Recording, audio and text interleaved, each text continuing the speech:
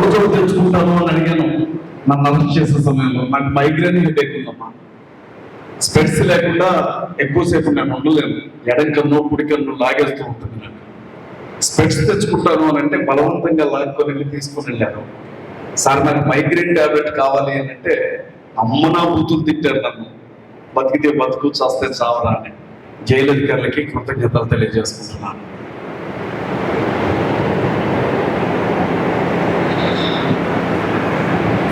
ప్రభువును బట్టి అవమానించబడ్డాను,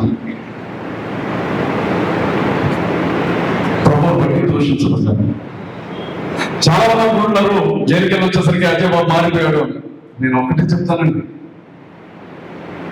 రోజుకు మాట, పూటకు మాట, గంటకు మాట మార్చడానికి నేను అన్యుడి కాదు, క్రైస్తవుడిని.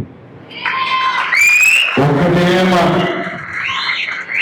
ఎప్పటికే 40 ఏళ్ళు బతికేసాను సార్, మహా అయితే ఇంకొక 20 ఏళ్ళు బతుకుతానేమో.